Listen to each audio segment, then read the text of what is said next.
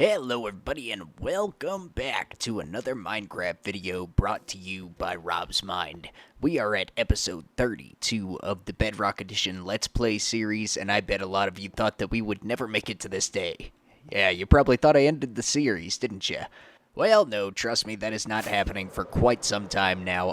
I'm not going to be doing that for a while, but let's go ahead and go through and re-familiarize ourselves with the whole world here. So starting out, we'll do this Geisel library from the inside. The very last thing that we installed in here was this redstone system here to allow us into a room that is unfinished. Relights our fire behind us. Pretty nice, pretty cool. We also did the sugarcane farm as well.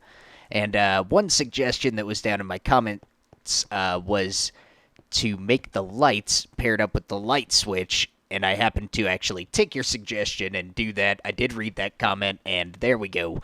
We've got that all paired up now. We'll go ahead and turn on the sugarcane farm just to see it running for a second. Start seeing lights flashing over here as well, indicating that we are getting sugarcane going into our storage silo. Now we'll head all the way up. The middle floor is just like a lobby area, so that's nothing to really see there.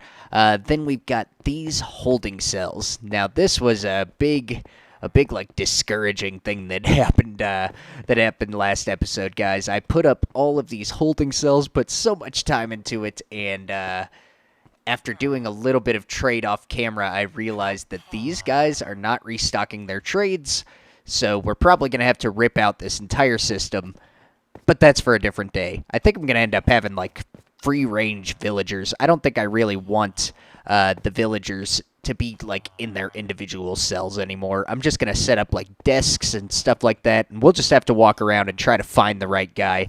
I think that'll be a little more entertaining anyways. And I am loving the way that this building is looking so far. It is so cool from the outside, in my opinion. And we've got, like, 10 shulker boxes of string placed all on the roof so that we don't get any snow accumulation, because this is at the top of mountains. You can see snow is at far below places than that roof. This thing has got to go. It's our creeper farm. Yeah, I think I got to rip it out at some point. Not because it's dysfunctional, but because it's very, very, very inconveniently placed. We've got our good old storage room right here, / skeleton farm. A lot of you probably don't even know that this is also a skeleton grinder all the way down here, which is why I initially built my startup base exactly where it's at.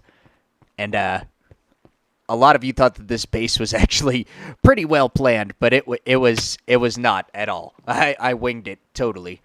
So yeah, we got skeletons up here. We just drop them down. I've got a trident killer hooked up right here, and we can just spam them to death. It is really basic. I don't even have automatic sorting or anything. I just come down here and kind of filter out the bones manually and burn arrows and stuff in here. This is like my trash can in the world.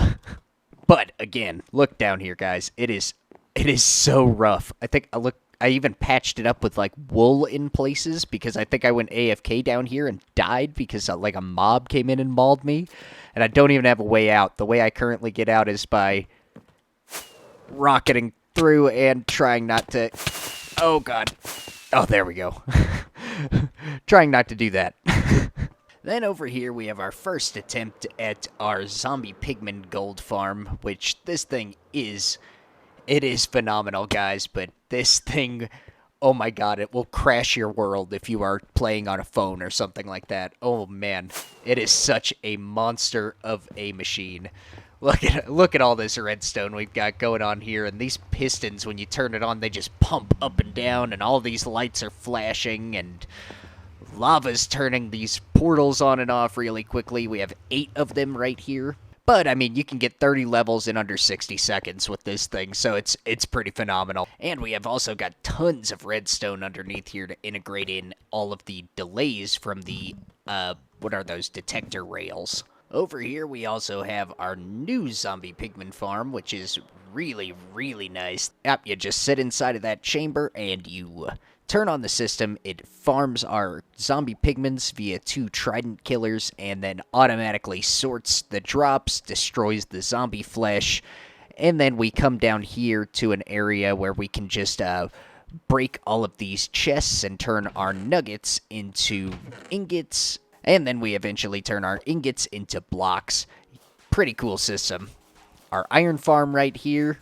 And then we have our nether. Now, we have not finished this main room at all by any means, but guys, I am particularly fond of our nether, mainly because we have done a lot of work in here in order to make this thing just amazing. We've got all of our zombie pigments up here. We have our minecart with a chest in it that we can feed them gold with, and it automatically does so when we turn on the system. We've got our Strider family down below, which I just love all of them. I can't wait until, I hope that a 5th one will spawn in there someday. I always check. Every time I walk down here, I check to see if there's a 5th one. That's how I've gotten all 4 of them in there. I did not leash up one of these guys. Then we have got this here, which automatically feeds our ingots up a dropper elevator over there. And then right here, we've got a barrel for storing our gold boxes, which have our blocks of gold in them. Then we have our awesome 72 furnace super smelter over here, which has the most expensive floor ever. What was I thinking? This is all netherite blocks. This is so much work right here. I can't believe I put that many netherite blocks into a floor, but yeah. Regardless, I've added this call button for another minecart because, like, if you only see 2 minecarts up here, then you'll get an inconsistent amount in the first minecart, which will cause some leftovers to be left in the system. So by having all 3 minecarts there from the start of the system ensures that there isn't one that's going to pick up any materials as soon as you place something in. And we'll just do a really quick demonstration, even though that's going to waste some material there. I don't really care. There it goes, launches our hopper minecart, and then it will take all of that out. If we had more in there, the most efficient way to do it is to smelt 9 stacks at a time. And if you do that, then you will use 1 piece of charcoal per furnace for all 9 stacks. Right here we have the 2 levers that control our bartering system, so that is pretty cool. Right here we'll initiate launching the gold minecart. If we flick that, the gold minecart will start going around the track. And if we... yeah, you can actually hear it up there. And if we flick this button, the bartering will actually begin. So after a few seconds, all of these lights will start to go around the top ring up there, and that will indicate that items are going through our system. And right now, if there are lights on... oh, you can hear the pistons firing up, so there it goes.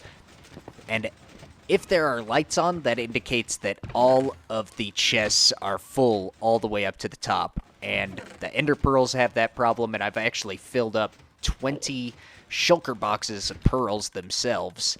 Yeah, we've got leather out the wazoo all the way up there. So anything that is totally full or non-stackable items, they'll get shot up into that area up there. And then every now and again, lava will dispense, and then the block will retract, allowing netherite hose into the system.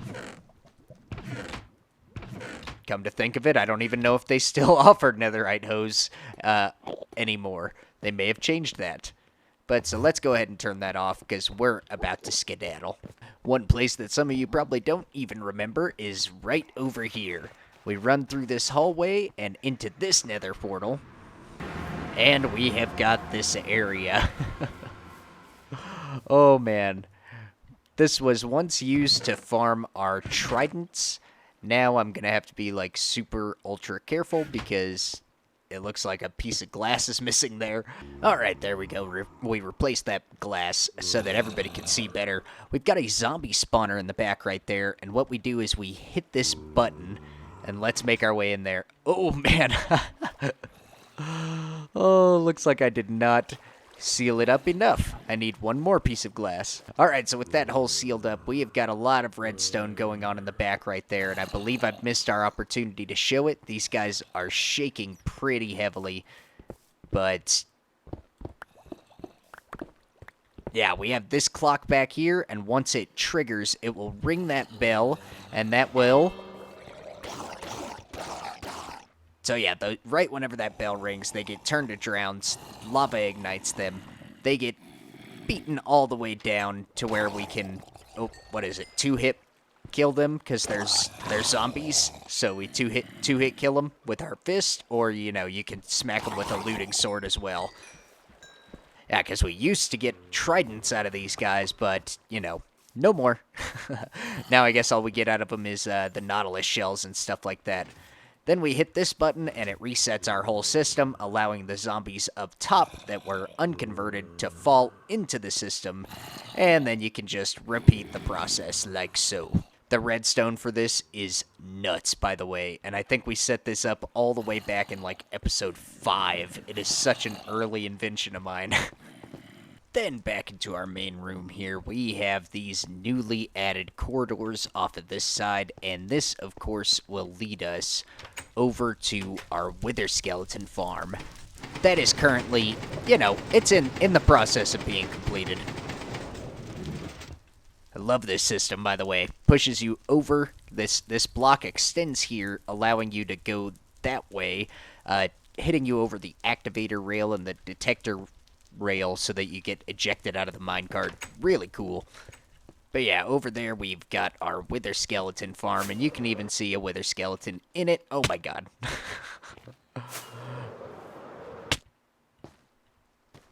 Yeah, we've got a few wither skeletons in it, actually, and we've got, oh man. I'm just determined to die in this nether. Oh man, here we go. We've actually got a decent amount of those wither roses that are over here that we can use. Oh my god, I am gonna die. Oh, that was so dumb. Why did I jump in that farm? Alright, we are alive, but just barely, so we better be... Oh man, we better be a little bit more cautious. So a lot of you guys have enlightened me that I am able to go ahead and use a piglin there. I was using an iron golem before, but I'm able to use a piglin now, apparently. What a lot of you guys probably don't realize, I didn't say it in any video, I don't believe, is that I had actually tried using a piglin, but I was in a beta that was not allowing the wither skeletons to track piglins properly for some reason. So I ended up trying to use an iron golem, but then all the other mobs were tracking them, and yeah, we'll see. We're going to work on it, but not today. So you might be thinking to yourself, well, thanks for the world tour, but what exactly are we going to be doing today? Well, we're not going to be working in the nether, we're not working on the library, or the storage room, or a gold farm, or anything like that. What are we working on? We are building a wheat farm and a barn. Yeah, so we are going to build a big wheat field that leads up to a barn, but I don't really have many wheat seeds as it is. I actually have them right here in my inventory. I got a little over a stack of them, so we are going to turn on this machine and start farming them. Alright, so we got a couple of stacks of bread and 4.5 stacks of seeds out of that small, short AFK session. I couldn't stand to sit there any longer, though. So, obviously, the next thing that we are going to need to build up our wheat field is glowstone. Alright, so this row right here is where I keep my glowstone, and up top is where I keep my crafted ones, and yeah, we got a little bit. Yeah, I'm thinking one shulker box of glowstone should be enough. So, to find out where I want to put this wheat field, first we need to find out where I want to put this barn. So I've got some quartz pillar blocks, and we are going to use that to kind of mark out the barn area. And there we have it. It is a rectangle. I think it's like 23 by 29, give or take a little bit. I'm not exactly sure. I did measure it just to make sure that it was an odd number. So, yeah, it's close to that. But we're going to be putting a huge wheat field in the front of it and kind of a little path to it. I may or may not build the barn in this episode. We might save that for the next one because I have a lot of plans with this barn, as a matter of fact. And I think I want this field... Oh man, I think I remember filling this in a long time ago. I think I want this field to come out to about somewhere around here. So I guess let's get started on getting digging. And I want to leave like let's leave 5 blocks for a porch. So we'll put some of this back. It'll all make sense in a second, don't worry.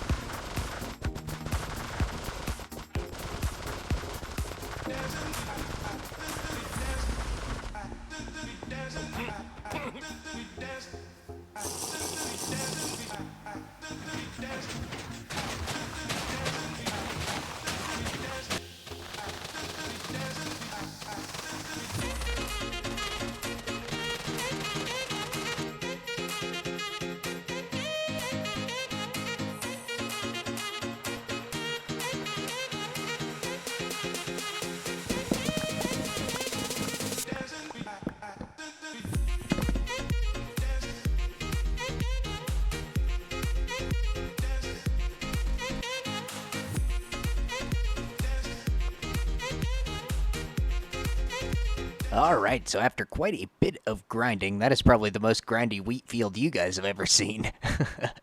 We have got one mega wheat field behind us. Don't worry, those extremely straight, hard lines are not going to stick around. We are going to be integrating that into a road system, and then I'll probably fill this area in, with some more of the wheat, and we'll kind of shape it around to match up with the road a little bit. I probably need to fill in a spot or two over here. Yep. Then we have our path right here. I really like this path. It's just mixed with the grass path blocks and some coarse dirt. Then the center of our barn, just some red concrete powder right here for now. But we're going to be, mixing it up and making it look a little bit better. Let's sleep the night away. But before we go and sleep, let's just take a second to appreciate. I mean, come on, how cool does that look? That looks pretty awesome if you ask me. So, anyways, let's go ahead and take a nap. But yeah, this is a decently sized barn, and I've got a couple of plans for it, like I had said previously. Then back here, I'm going to probably be putting like a grain silo kind of thing that towers up. Should look pretty cool. And we'll build a little front porch and wrap the wheat field all the way around the side of the house, or I may put an attachment over here for like a stable or something like that. I'm not exactly sure. But yeah, I'm totally out of sand, so we are not going to be building the barn right now. But I think that we have got something that we can go ahead and do. See, for those of you that have followed this series for a long time, or even if you've followed it for just one episode, and have stuck around to the end, you know that we do a particular thing at the end of every episode, and that is to read a comment from the previous one. So, I think today we are gonna go through and actually make a fresh-made book. And yeah, what I mean by that is, well, we're gonna need a feather. We're also gonna need some ink. Get back here. We also need to get some sugarcane for the paper. And we also need to get some leather.